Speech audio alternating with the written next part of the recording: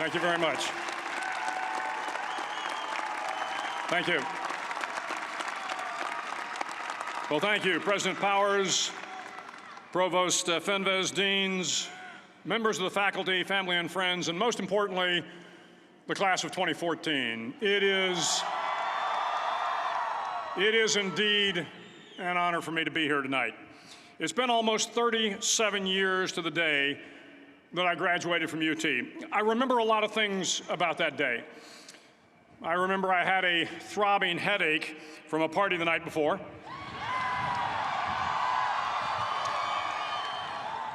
I remember I had a serious girlfriend, who I later married. That's important to remember, by the way. And I remember I was getting commissioned in the Navy that day. But of all the things I remember, I don't have a clue who the commencement speaker was, and I certainly don't remember anything they said. So acknowledging that fact, if I can't make this commencement speech memorable, I will at least try to make it short. So the university's slogan is, what starts here changes the world. Well, I've got to admit, I kind of like it. What starts here changes the world. Tonight, there are almost 8,000 students, or there are more than 8,000 students graduated from UT. So that great paragon of analytical rigor, Ask.com, says that the average American will meet 10,000 people in their lifetime. 10,000 people, that's a lot of folks.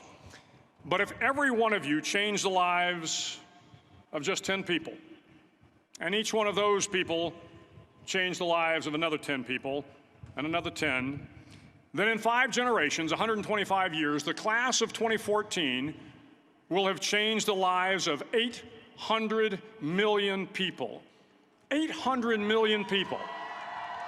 Think about it. Over twice the population of the United States. Go one more generation, and you can change the entire population of the world, 8 billion people. If you think it's hard to change the lives of 10 people, change their lives forever, you're wrong. I saw it happen every day in Iraq and Afghanistan. A young Army officer makes a decision to go left instead of right down a road in Baghdad, and the 10 soldiers with him are saved from a close-in ambush. In Kandahar province, Afghanistan, a non-commissioned officer from the female engagement team senses that something isn't right and directs the infantry platoon away from a 500-pound IED, saving the lives of a dozen soldiers.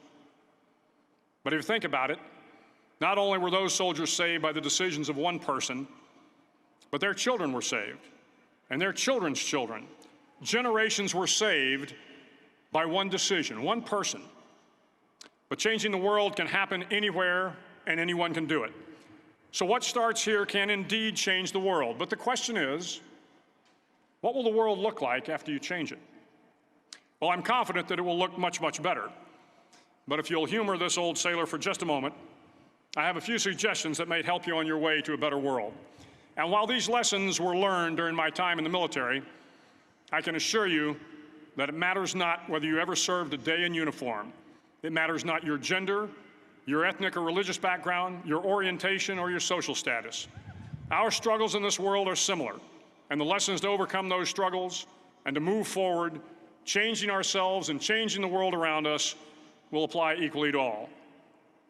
I've been a Navy SEAL for 36 years, but it all began when I left UT for basic SEAL training in Coronado, California. Basic SEAL training is 6 months of long, torturous runs in the soft sand, midnight swims in the cold water off San Diego, obstacle courses, unending calisthenics, days without sleep, and always being cold, wet, and miserable. It is 6 months of being constantly harassed by professionally trained warriors who seek to find the weak of mind and body and eliminate them from ever becoming a Navy SEAL.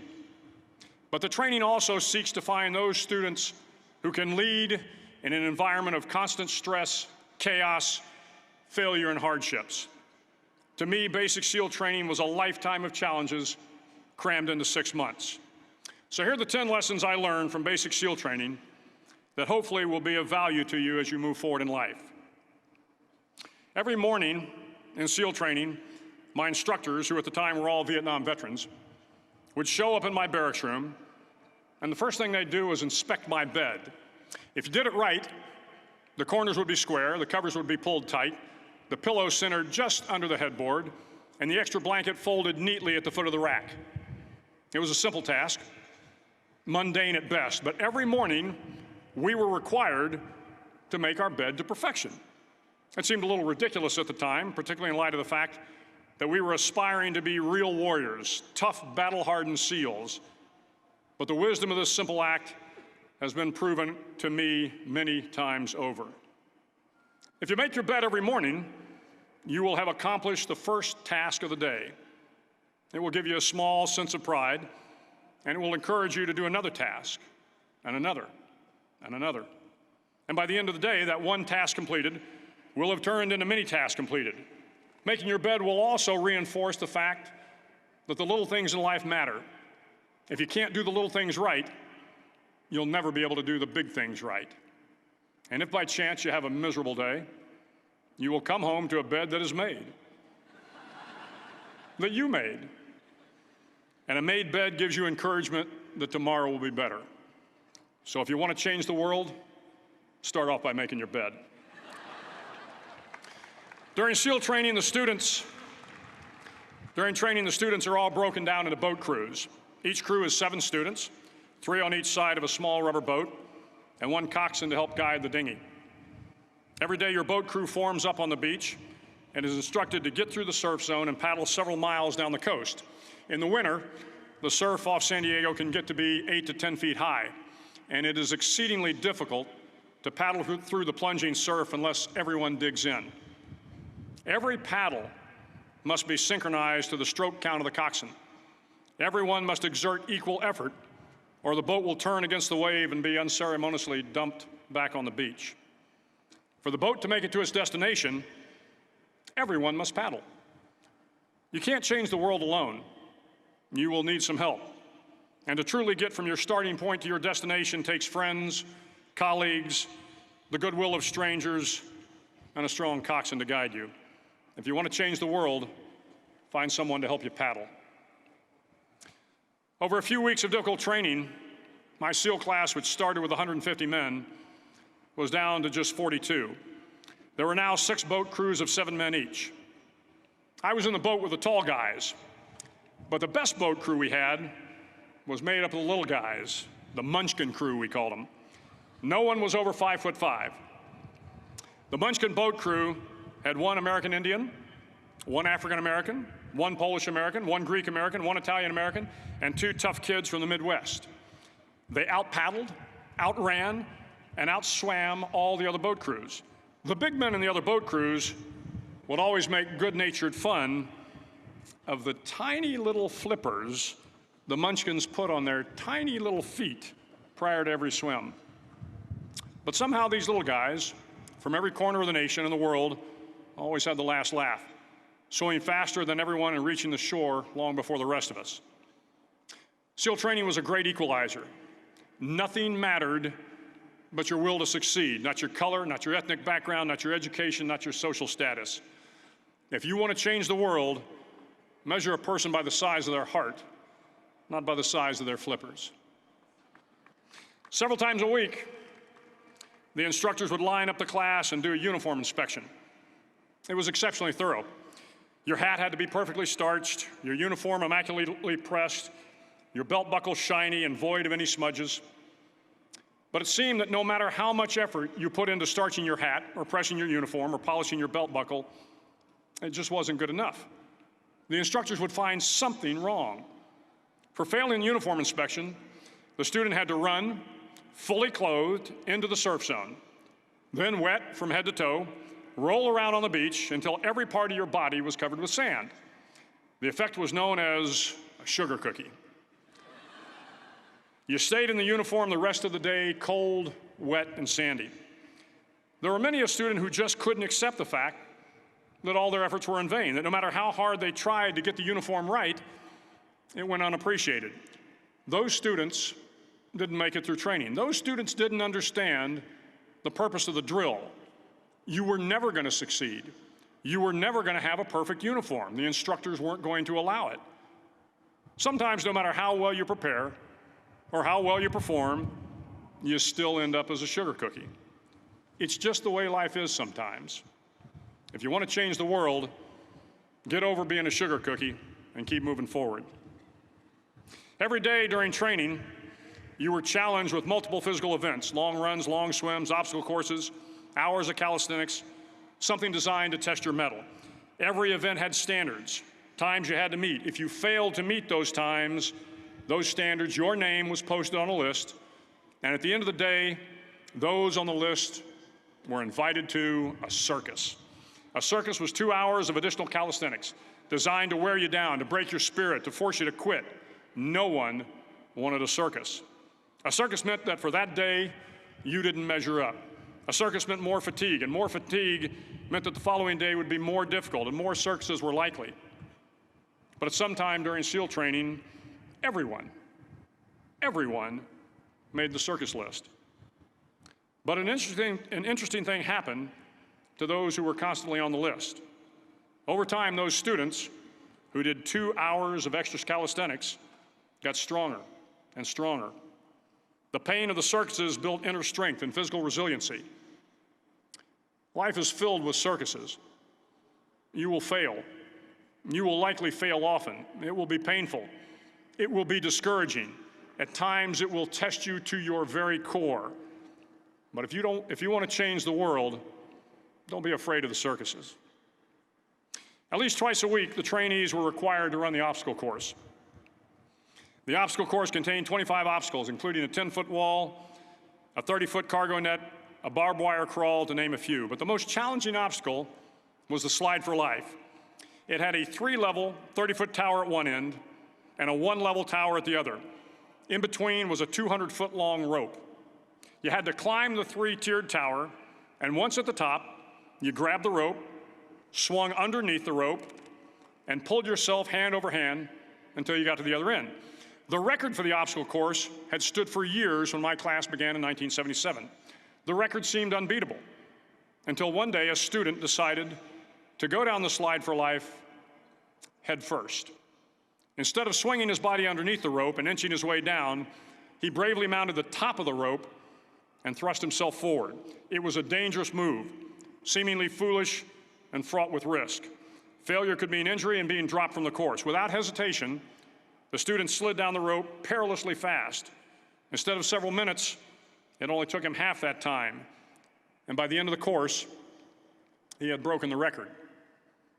If you want to change the world, sometimes you have to slide down the obstacles head first. During the land warfare phase of training, the students are flown out to San Clemente Island, which lies off the coast of San Diego. The waters off San Clemente are a breeding ground for the great white sharks. To pass SEAL training, there are a series of long swims that must be completed. One is the night swim. Before the swim, the instructors joyfully brief the students on all the species of sharks that inhabit the waters off San Clemente. They assure you, however, that no student has ever been eaten by a shark, at least not that they can remember. But you are also taught that if a shark begins to circle your position, stand your ground. Do not swim away. Do not act afraid. And if the shark, hungry for a midnight snack, darts towards you, then summons up all your strength and punch him in the snout, and he will turn and swim away. There are a lot of sharks in the world. If you hope to complete the swim, you will have to deal with them. So if you want to change the world, don't back down from the sharks. As Navy SEALs, one of our jobs is to conduct underwater attacks against enemy shipping. We practice this technique extensively during training. The ship attack mission is where a pair of SEAL divers is dropped off outside an enemy harbor and then swims well over 2 miles underwater, using nothing but a depth gauge and a compass to get to the target. During the entire swim, even well below the surface, there is some light that comes through. It is comforting to know that there is open water above you. But as you approach the ship, which is tied to a pier, the light begins to fade. The steel structure of the ship blocks the moonlight.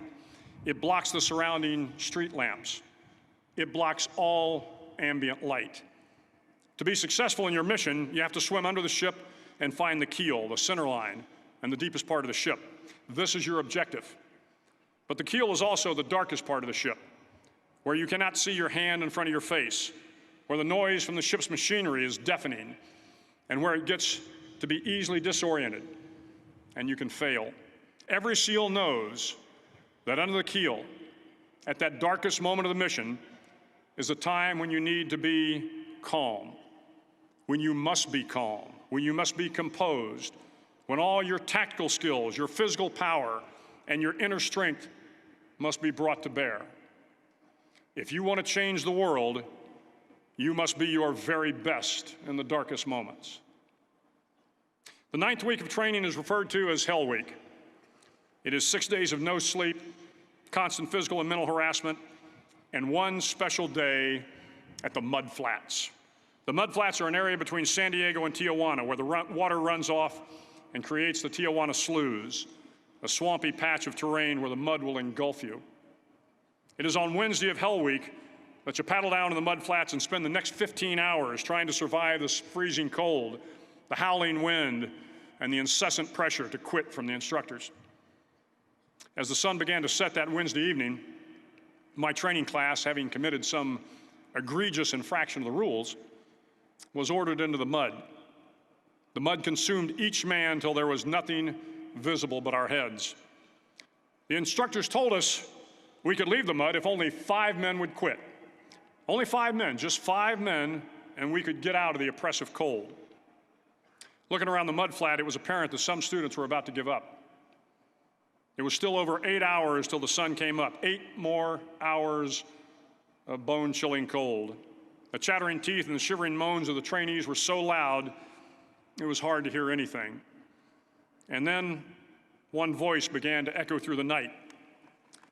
One voice raised in song. The song was terribly out of tune, but sung with great enthusiasm. One voice became 2, and 2 became 3, and before long, everyone in the class was singing.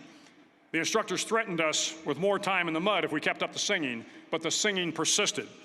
And somehow the mud seemed a little warmer, and the wind a little tamer, and the dawn not so far away.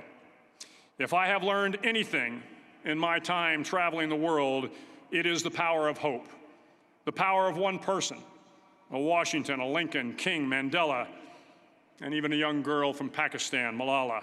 One person can change the world by giving people hope.